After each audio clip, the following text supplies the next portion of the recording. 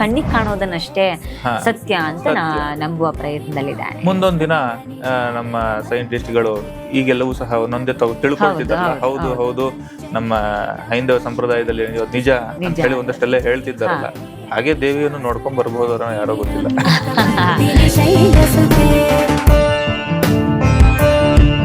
So ಈ ಲಲಿತಾ ಸಹಸ್ರನಾಮದ ಸ್ತೋತ್ರಗಳ ಪಠಣೆಗಿರುವಂತಹ ನಿಯಮಗಳೇನು? ತಪ್ಪಾಗಿ ಉಚ್ಚಾರ ಮಾಡಿದಾಗ ಇದರಿಂದ ಏನೋ ಒಂದು ವ್ಯತಿರಿಕ್ತ ಪರಿಣಾಮಗಳು ಆಗೋದಿದ್ಯಾ? ಗೊತ್ತಿದ್ದು ಮಾಡದೇ ಇರೋ ತಪ್ಪೊಂದು, ಗೊತ್ತಿಲ್ಲದೆ ಮಾಡದೇ ಇರೋ ತಪ್ಪೊಂದು. ಇಲ್ಲ ಅಂದ್ರೆ ತಿಳಿದು ಮಾಡಿದ್ರೆ ತಪ್ಪಾಗುತ್ತೆ, ಅದು ಮಹಾ ಅಪರಾಧ ಆಗುತ್ತೆ. ಗುರುವಿನಿಂದ ಪಡೆದ್ರೇನೆ ಅದಕ್ಕೊಂದು ಬೆಲೆ, ಆಮೇಲೆ ಅದರಲ್ಲಿ ಒಂದು ಭಕ್ತಿ ಭಾವ. ನಾನಾಗಿ ನಾನು ಕಲ್ತ್ರೆ ನಾನೇ ಕಲ್ತೆ ಅನ್ನೋ ಒಂದು ಅಹಂ ಕೂಡ ಬರುತ್ತೆ. ಗುರುರ್ ಬ್ರಹ್ಮ ಗುರುರ್ ವಿಷ್ಣು ಗುರು. ಬ್ರಹ್ಮನಿಂದ ಹಿಡಿದು ಕೀಟದವರೆಗೂ ಸಹ ಜನ್ಮವನ್ನು ಕೊಟ್ಟವಳು ದೇವಿ ಜಗನ್ಮಾತೆ. ಈ ತರದ ಬ್ರಹ್ಮಾಂಡಗಳು ಅನೇಕ ಕೋಟಿ ಬ್ರಹ್ಮಾಂಡಗಳಿಗೂ ಸಹ ಅವಿರಲ ಗಂಡಗಲನ್ಮದ ಮೇದುರ ಮತ್ತ ಮತ್ತ.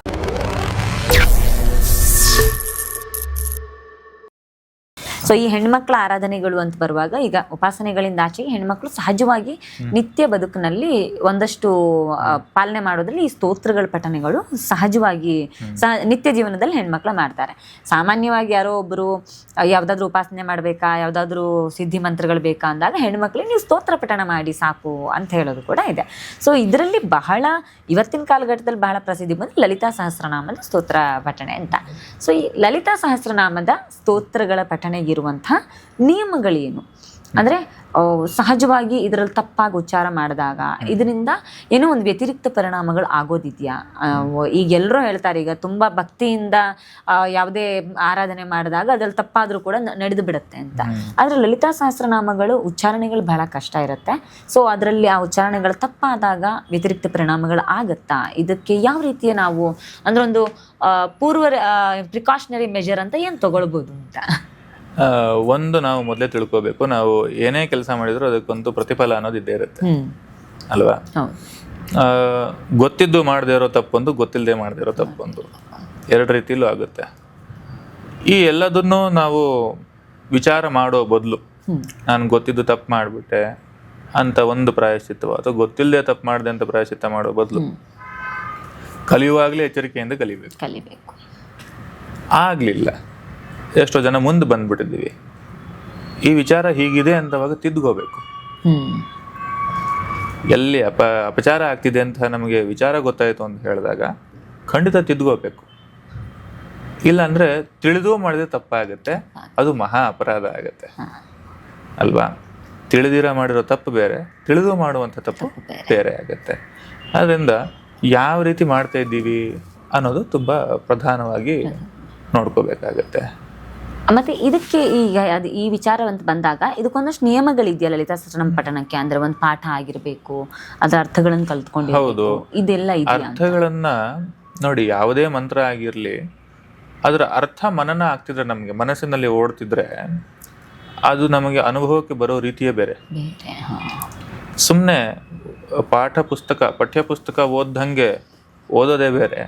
ಪ್ರತಿಯೊಂದು ಪದ ನೋಡ್ತಿರ್ಬೇಕಾದ್ರೆ ನಮಗೆ ಕಣ್ಣು ಮುಂದೆ ಒಂದು ಚಿತ್ರಣ ಬರ್ತಾ ಇರುತ್ತೆ, ಇದ್ರ ಅರ್ಥ ಇದಲ್ವಾ ಅಂತ. ಆಗ ನಾವು ಅದನ್ನು ಆಸ್ವಾದಿಸ್ತೀವಲ್ಲ, ಆಗ ಸಿಗುವ ಖುಷಿಯೇ ಬೇರೆ, ಆನಂದವೇ ಬೇರೆ. ಅದಕ್ಕಾಗಿ ಆದ್ರೂ ಅರ್ಥವನ್ನು ತಿಳಿಬೇಕು ಒಂದು. ಆಮೇಲೆ ಅದರಲ್ಲಿ ಇರೋದೆಲ್ಲವೂ ಸಹ ದೇವಿಯ ಮಹಾತ್ಮೆ. ದೇವಿಯ ಮಹಾತ್ಮೆನ ನಾನು ಸುಮ್ಮನೆ ಒಂದು ಅಕ್ಷರದ ಗುಂಪು ಓದ್ದಂಗೆ ಓದ್ಬಿಟ್ರೆ ಏನ್ ಚೆನ್ನಾಗಿರುತ್ತೆ? ಖಂಡಿತ ಅರ್ಥ ತಿಳ್ಕೋಬೇಕು. ಅರ್ಥ ತಿಳ್ಕೊಂಡ್ರೆ ನಮಗೆ ಆನಂದವೇ ಬೇರೆ ಆಗುತ್ತೆ. ಎಲ್ಲರಿಗೂ ಹೇಳಬಹುದು, ಹೀಗಿದೆ ದೇವಿ ನಮ್ಮನ್ನ ಈ ರೀತಿ ಕಾಪಾಡಿದ್ದಾಳೆ, ಈ ರೀತಿ ಇದ್ದಾಳೆ. ಪ್ರತಿಯೊಂದು ವಸ್ತುವಿನಲ್ಲೂ ಸಹ ನಾವು ನೋಡ್ಲಿಕ್ಕೆ ಅನುಕೂಲ ಆಗುತ್ತೆ. ಈ ರೀತಿ ಆರಾಧನೆಗಳು ಬರುವಾಗ ಒಂದು ಸಹಜವಾದಂದ್ರೆ, ಈಗ ದೇವರುಗಳು ಅಂದ್ರೆ ನಾವು ಆರಾಧನಾ ಪ್ರಕ್ರಿಯೆ ಅಂತ ಬರುವಾಗ ದೇವಿ ಅಂದ್ರೆ ಸ್ತೋತ್ರ ಪ್ರಿಯೆ, ವಿಷ್ಣು ಅಂದ್ರೆ ಅಲಂಕಾರ ಪ್ರಿಯ, ಗಣಪತಿ ಅಂದ್ರೆ ಏನು ನೈವೇದ್ಯ ಪ್ರಿಯ, ಶಿವ ಅಂದ್ರೆ ಅಭಿಷೇಕ ಪ್ರಿಯ, ಹೀಗೆ ಒಂದಷ್ಟು ಪರಿಕಲ್ಪನೆ ಇದೆ. ಹಾಗಾಗಿ ಲಲಿತಾ ಸಹಸ್ರನಾಮಕ್ಕೆ ಸ್ತೋತ್ರ ಪ್ರಿಯ ಆಗಿರುವ ಕಾರಣಕ್ಕೆ ಈ ಉಚ್ಚಾರಣೆಗಳಲ್ಲಿ ತಪ್ಪು ಬರಬಾರ್ದು ಅನ್ನುವಂಥ ಪರಿಕಲ್ಪನೆಗಳಿದೆಯಾ? ಅಂದ್ರೆ ಯಾವುದೋ ಒಂದು ಅಕ್ಷರ ತಪ್ಪಾಗಿ ಉಚ್ಚಾರಣೆ ಮಾಡಿದಾಗ ಅದರ ಅರ್ಥ ಬೇರೆ ಆಗುವ ಕಾರಣಕ್ಕೆ ಹೀಗೇನಾದ್ರೂ ವ್ಯತಿರಿಕ್ತ ಪರಿಣಾಮ ಬೀರುತ್ತೆ ಅನ್ನುವಂಥ ಕಲ್ಪನೆ ಏನಾದ್ರೂ ಇದೆಯಾ? ನೋಡಿ, ಯಾವುದೇ ಸ್ತೋತ್ರ ಇಲ್ಲ, ಲಲಿತಾ ಸಹಸ್ರನಾಮ ಅಂತ ಹೇಳಿ ಒಂದೇ ಅಲ್ಲ, ಯಾವುದೇ ಸ್ತೋತ್ರವೂ ಸಹ ಅಪಭ್ರಂಶ ಶಬ್ದ ನಾವು ಉಚ್ಚಾರ ಮಾಡಬಾರ್ದು, ತಪ್ಪಾಗಿ ಉಚ್ಚಾರ ಮಾಡಬಾರ್ದು ಅನ್ನೋದನ್ನ ಹೇಳ್ತಾರೆ. ಯಾಕೆಂದ್ರೆ ಎಷ್ಟೋ ಶಬ್ದಗಳು ನಾವು ಮಾತಾಡಬೇಕಾದ್ರೆ ಅಥವಾ ಉಚ್ಚಾರ ಮಾಡಬೇಕಾದ್ರೆ ಎಲ್ಲಿ ಸಂಧಿ ಪದಗಳಿದೆ, ಸಮಾಸ ಪದಗಳಿದೆ ನಮಗೆ ಗೊತ್ತಿರೋದಿಲ್ಲ. ಯಾಕೆಂದ್ರೆ ಅಷ್ಟು ವ್ಯಾಕರಣವನ್ನ ತಿಳ್ಕೊಂಡಿರ್ಲಿಲ್ಲ. ಒಂದು ಯಾವ ಪದ ಏನೇನು ಅರ್ಥ ಕೊಡುತ್ತೆ ಅನ್ನೋದು ಸಹ ನಾವು ತಿಳ್ಕೊಂಡಿರೋದಿಲ್ಲ ಅಲ್ವಾ. ತಿಳ್ಕೊಂಡಿದ್ದಾಗ ನಮಗೆ ಎಲ್ಲಿ ಬಿಡಿಸ್ಬೇಕು ಅನ್ನೋದು ಗೊತ್ತಾಗುತ್ತೆ. ಆಗ ಅದು ತುಂಬಾ ಸುಲಭ ಆಗುತ್ತೆ. ಅದು ಯಾವುದೂ ಆಗದೆ ಇದ್ದಾಗ, ನಾವು ಮಾಡ್ತಿರೋ ತಪ್ಪಾಗ್ತಿದ್ದಾಗ, ಮತ್ತೆ ಪ್ರತಿಯೊಂದು ಕೆಲಸಕ್ಕೂ ಒಂದು ಪ್ರತಿಫಲ ಇದ್ದಾಗ ಖಂಡಿತ ನಮಗೆ ಸಿಗಬೇಕಾಗಿದ್ದು ಸಿಗುತ್ತೆ. ಅದರಿಂದ ದೂರ ಇರ್ಬೇಕು ಫಸ್ಟ್, ಅಥವಾ ಅದನ್ನ ತಿದ್ಕೋಬೇಕು. ಯಾರು ಲಲಿತಾ ಸಹಸ್ರನಾಮವನ್ನ ಮಾಡಬೇಡಿ ಅಂತಲ್ಲ, ಆದ್ರೆ ತಿದ್ದುಕೊಂಡು ಸರಿ ಮಾಡಿಕೊಂಡು ಮಾಡೋದ್ರಿಂದ ನಮಗೆ ಒಳ್ಳೇದು. ಇದರಲ್ಲೂ ಲಲಿತಾ ಸಹಸ್ರನಾಮವನ್ನು ಮಾಡೋಕ್ಕಿಂತ ಮುಂಚೆ ಒಂದು ಪಾಠ ಗುರುಮುಖೇನ ಕನಿಷ್ಠ ಆದ್ರೆ ಒಳ್ಳೇದು ಅಂತ ಹೇಳ್ತೀರಾ? ಅಂದ್ರೆ ಈಗ ಸಹಜವಾದ ಜೀವನದಲ್ಲಿ ಸಾಕಷ್ಟು ಹೆಣ್ಣು ಮಕ್ಕಳ ಭಜನಾ ಮಂಡಳಿಗಳು, ತಂಡಗಳು, ಸ್ತೋತ್ರಗಳನ್ನು ಓದುವ ಹೆಣ್ಣು ಮಕ್ಕಳ ತಂಡಗಳೆಲ್ಲ ಇರ್ತವೆ. ಸೊ ಅವರು ವಿಷ್ಣು ಸಹಸ್ರನಾಮ, ಲಲಿತಾ ಸಹಸ್ರನಾಮಗಳು ಸಹಜವಾಗಿಲ್ಲ ದೇವಸ್ಥಾನಗಳಲ್ಲೆಲ್ಲ ಪಠಣ ಮಾಡ್ತಾರೆ. ಸೊ ಇಂಥವರು ಒಂದು ಸರಿಯಾದ ಮಾರ್ಗದಲ್ಲಿ ಗುರುಮುಖೇನ ಪಾಠವನ್ನ ಮಾಡೋದು ಒಳ್ಳೇದು ಅಂತ ಹೇಳ್ತೀರಾ, ಹೇಗೆ ಅಂತ? ಖಂಡಿತ ಹೌದು. ಗುರುವಿನಿಂದ ಪಡೆದ್ರೇನೆ ಅದಕ್ಕೊಂದು ಬೆಲೆ. ಆಮೇಲೆ ಅದರಲ್ಲಿ ಒಂದು ಭಕ್ತಿ ಭಾವ. ನಾನು ಕಲ್ತ್ರೆ ನಾನೇ ಕಲ್ತೆ ಅನ್ನೋ ಒಂದು ಅಹಂ ಕೂಡ ಬರುತ್ತೆ. ಅದು ಗುರುವಿನಿಂದ ಕಲ್ತಾಗ ಅದಕ್ಕಿರೋ ಬೆಲೆ ಬೇರೆ. ಒಂದು ಅದರಿಂದ ಗುರುವಿನಿಂದ ಖಂಡಿತ ಕಲಿಬೇಕು.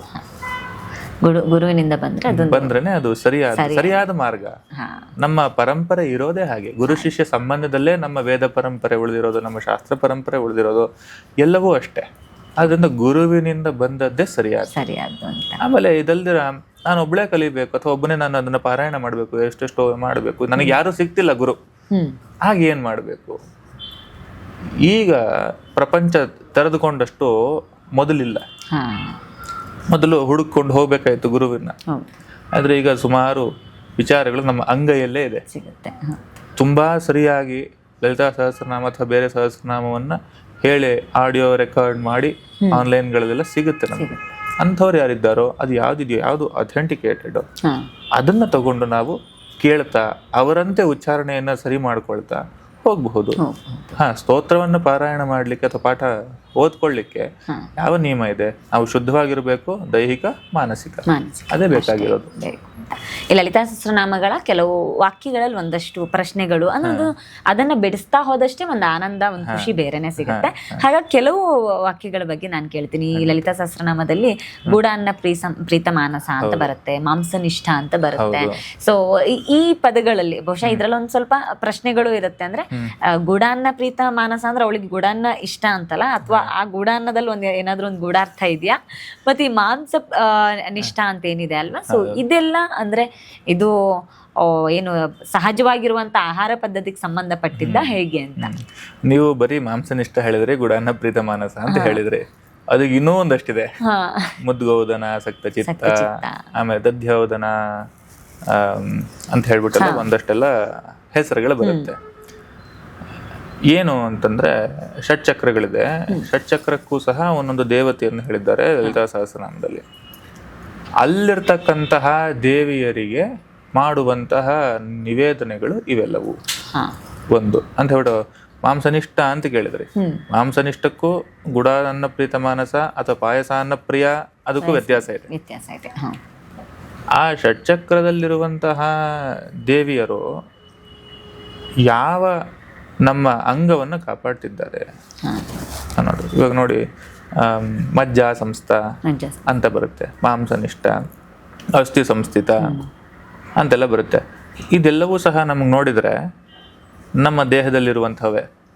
ಮಜ್ಜ, ಅಸ್ಥಿ ಅಂದ್ರೆ ಮೂಳೆ, ಮಾಂಸ, ಇದೆಲ್ಲವೂ ಸಹ.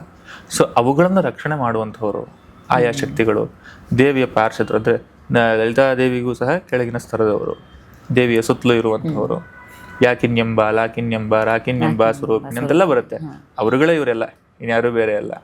ಸೊ ಅವರಿಗೆ ನಿವೇದನೆ ಮಾಡುವಂತಹ ದ್ರವ್ಯಗಳು ಇಲ್ಲವೇ ಹೇಳಿದ್ದಾರೆ. ಅಷ್ಟು ಬಿಟ್ರೆ ಬೇರೆ ಏನೂ ಅಲ್ಲ. ಮಾಂಸವನ್ನಿಷ್ಟ ಅಲ್ಲ, ಮಾಂಸ ನಿಷ್ಠ ಮಾಂಸ ಇಷ್ಟ ಅಲ್ಲ. ಇಷ್ಟ ಅಲ್ಲ, ಮಾಂಸನಿಷ್ಠ. ಬಹಳ ಸಲ ಈ ರೀತಿ ಪದಗಳ ಅಂದ್ರೆ ಅದರ ಒಳಾರ್ಥಗಳನ್ನ ಗಮನಿಸೋದಕ್ಕಾಗದೇನೆ ಮೇಲಿನ ಪದಗಳನ್ನ ನೋಡಿನೇ ಇಲ್ಲೆಲ್ಲೋ ಒಂದ್ ಕಡೆ ತಪ್ಪು ಕಲ್ಪನೆಗಳು ಸೃಷ್ಟಿ ಯಾಕೆ ಅಂದ್ರೆ ನಮ್ಮ ಸುತ್ತಲೂ ಬೇರೆನೆ ನಡೀತಾ ಇರುತ್ತೆ ಪ್ರಪಂಚದಲ್ಲಿ. ಆಗುತ್ತೆ. ಹಾ, ಆದ್ರಿಂದ ನಮಗೆ ಹಾಗ ಅನ್ಸುತ್ತೆ, ಸಹಜ. ನಾವೆಲ್ಲೋ ಲೌಕಿಕ ಪ್ರಪಂಚಕ್ಕೆ ಸಂಬಂಧಪಟ್ಟಾಗ ಅದನ್ನ ಆ ಅರ್ಥವನ್ನು ಹುಡುಕೋದಕ್ಕೆ ಹೋದಾಗ ಈ ತರದ ತಪ್ಪು ಕಲ್ಪನೆಗಳು ಬರುತ್ತೆ. ಆದ್ರಿಂದ ಇಲ್ಲೇ ನಮಗೆ ಬೇಕಾಗೋದು ಶಬ್ದದ ಅರ್ಥ ತಿಳ್ಕೋಬೇಕು.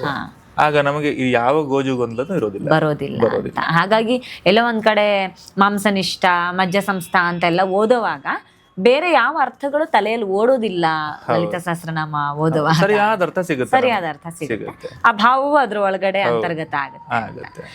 ಇನ್ನೊಂದು ಲಲಿತಾ ಸಹಸ್ರನಾಮದಲ್ಲಿ ಆಬ್ರಹ್ಮ ಕೀಟ ಜನನಿ ಅಂತ, ಎಂತ ಅದ್ಭುತವಾದ ಪರಿಕಲ್ಪನೆ ಇದು. ಇದರ ವ್ಯಾಪ್ತಿ ಎಷ್ಟು ಅಂತ ಸುಮಾರು ಈಗ ಆ ಬ್ರಹ್ಮಕೀಟ ಅಂತ ಹೇಳಿದ್ರೆ ಬ್ರಹ್ಮನಿಂದ ಹಿಡಿದು ಕೀಟದವರೆಗಿನ ಏನೇನು ಚರ ವಸ್ತುಗಳಿದೆಯೋ ಅಥವಾ living and moving and non moving ಅಂತ ಏನೋ ಹೇಳ್ತೀವಿ, ಅದೆಲ್ಲದಕ್ಕೂ ಜನನಿ ಅಂತ ಹೇಳಿ ಅಂತ.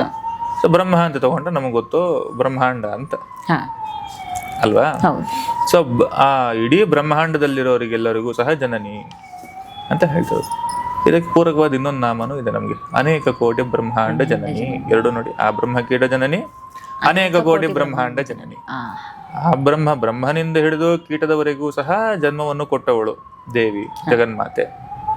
ಹಾಗೆ ಈ ತರದ ಬ್ರಹ್ಮಾಂಡಗಳು ಅನೇಕ ಕೋಟಿ ಬ್ರಹ್ಮಾಂಡಗಳಿಗೂ ಸಹ ಜನನಿ. ಅಂದ್ರೆ ಎರಡನ್ನೂ ಹೇಳ್ತಾರೆ, ದೊಡ್ಡದಾಗಿ ಹೇಳಿ ಇಷ್ಟದಕ್ಕೂ ನೀನೆ, ಅಷ್ಟು ದೊಡ್ಡದಕ್ಕೂ ನೀನೆ, ಜನನಿ ಜಗನ್ಮಾತೆ ಅನ್ನೋ ಪರಿಕಲ್ಪನೆ. ಇನ್ನೊಂದು ಈ ಉನ್ಮೇಷ ನಿಮಿಷೋತ್ಪನ್ನ ವಿಪನ್ನ ಭುವನಾವಲಿ, ಇದರ ಪರಿಕಲ್ಪನೆ ಏನು? ಉನ್ಮೇಷ ನಿಮೇಷ ಅಂದ್ರೆ ಕಣ್ಣರೆಪ್ಪೆ ಹಾಕುವುದು ಅಂತ. ಕಣ್ಣರೆಪ್ಪೆ ಹೀಗೆ ಮುಚ್ಚಿ ತೆಗೆಯೋದಿದೆಯಲ್ಲ, ದೇವಿಯು ಸಹ ಹಾಗೆ ಮಾಡ್ತಾಳಂತೆ. ಆದ್ರೆ ಆ ಒಂದು ಸಮಯ, ಅಷ್ಟೇ ಸಮಯದಲ್ಲಿ ಅಂದ್ರೆ ಆ ಟೈಮ್ ಸ್ಪೇಸ್ ಗ್ಯಾಪ್ ಏನಿದೆ ಅಷ್ಟರಲ್ಲಿ ಉತ್ಪನ್ನ ನಿಷ್ಪನ್ನ ಎರಡೂ ಆಗ್ತಿದೆ. ಯಾವುದು ಅಂದ್ರೆ ಭುವನಾವಲಿಗಳು. ಇಷ್ಟೂ ಭುವನಗಳು ಸೃಷ್ಟಿಯಾಗಿ ನಾಶವೂ ಆಗ್ತದೆ. ಅಂದ್ರೆ ಅವಳ ಕಣ್ಣರೆಪ್ಪೆ ಅಷ್ಟರಲ್ಲಿ ಎಲ್ಲವೂ ನಡೆದು ಹೋಗ್ತಾ ಇದೆ. ಇಡೀ ಏನು ಭುವನಾವಲಿಗಳೇ ಬದಲಾಗುವಲ್ಲಂತ. ಹೌದು. ಇದಕ್ಕೆ ಪೂರಕವಾದ ಇನ್ನೊಂದು ಇದೆ, ಮಹಾತಾಂಡವ ಸಾಕ್ಷಿಣಿ, ಮಹೇಶ್ವರ ಮಹಾಕಲ್ಪ ಮಹಾತಾಂಡವ ಸಾಕ್ಷಿಣಿ ಅಂತ. 30 ಕಲ್ಪಗಳು ಮುಗಿದ ಮೇಲೆ ಲಯ ಮಾಡಬೇಕು ಅಂತ ಹೇಳಿ ಮಹೇಶ್ವರ ಲಯ ನೃತ್ಯವನ್ನು ಮಾಡ್ತಾನೆ. ಆಗ ತನ್ನಲ್ಲೇ ಎಲ್ಲದನ್ನೂ ಸಹ ಲಯ ಮಾಡ್ಕೊಳ್ತಾನೆ, ತನ್ನೊಳಗೆ ಎಲ್ಲದನ್ನೂ ಸಹ ಒಳಗೆ ತಗೊಳ್ತಾನೆ. ಲಯ ಮಾಡ್ಕೊಳ್ಳೋದು ಅಂತಂದ್ರೆ ನಾಶ ಮಾಡೋದಲ್ಲ, ತನ್ನ ಒಳಗೆ ಇಟ್ಕೊಳ್ಳೋದು ಅಂತ. ಇವಾಗ ನಾವು ಆಹಾರವನ್ನ ನಮ್ಮಲ್ಲಿ ಲಯ ಮಾಡ್ಕೊಳ್ತಾ ಇದೀವಿ, ಹಾಗೆ ತನ್ನಲ್ಲಿ ಆ ಲಯ, ಅದಕ್ಕೆ ಸಾಕ್ಷಿಣಿಯಾಗಿ ನಿಂತು ನೋಡ್ತಿರ್ತಾಳೆ. ಸಾಕ್ಷಿಭೂತಳ, ಅವಳೇನು ಮಾಡ್ತಿಲ್ಲ, ಸಾಕ್ಷಿಯಾಗಿ ನಿಂತಿರ್ತಾಳೆ ಅಂತ. ಸೊ ಅದಷ್ಟನ್ನು ನೋಡಿಕೊಂಡು ಅವಳು ಅಂದ್ರೆ ಕಣ್ಮುಂದೆನೆ ಅಷ್ಟು ನಡೀತಿದೆ. ಪ್ರಳಯ ನೃತ್ಯವೂ ಅಲ್ಲೇ ನಡೀತಾ ಇದೆ. ಅದೇ ಉನ್ಮೇಷ ನಿಮಿಷೋತ್ಪನ್ನ ವಿಪನ್ನ ಭುವನಾವಲಿ. ಈ ಪರಿಕಲ್ಪನೆಗಳು ಎಷ್ಟು ದೊಡ್ಡದು ಅಂದ್ರೆ, ಈ ವಿಶಾಲವಾಗಿರುವಂತಹ ಪರಿಕಲ್ಪನೆಯನ್ನ ಮನುಷ್ಯ ಬಹುಶಃ ಸಾಮಾನ್ಯ ಲೌಕಿಕ ಬದುಕಿಗೆ ಅದನ್ನ ಟ್ಯಾಲಿ ಮಾಡ್ಕೊಂಡು ನೋಡ್ತಾ ಇರ್ತಾನೇನೋ ಅಂತ ಬಹಳ ಸಲ ಅನ್ಸುತ್ತೆ. ಹಾಗಾಗಿ ಎಲ್ಲೋ ಅದು ಮನುಷ್ಯ ಸಹಜ ಗುಣ. ಯಾಕೆ ಅಂತ ಹೇಳಿದ್ರೆ, ನಮ್ಮ ಕಣ್ಣಿಗೆ ಕಾಣುವ ಪ್ರಪಂಚವೇ ಪ್ರಪಂಚ ಅಂತ, ಹೊರಗಿನಿಂದ ನಮಗ್ ಗೊತ್ತಿಲ್ಲ. ಅನುಭವಕ್ಕೆ ಬರದೇ ಇರೋದೆಲ್ಲವೂ ಸಹ ಸತ್ಯ ಅಲ್ಲ ಅಂತ ತಿಳ್ಕೊಂಡಿರೋ ಸುಳ್ಳು ನಿಜ ಅಲ್ವಾ. ನಮಗ್ ಕಾಣದೇ ಇರೋದೆಲ್ಲವೂ ಸಹ ಅಸತ್ಯ ಅನ್ನೋ ಹಾಗಿಲ್ಲ.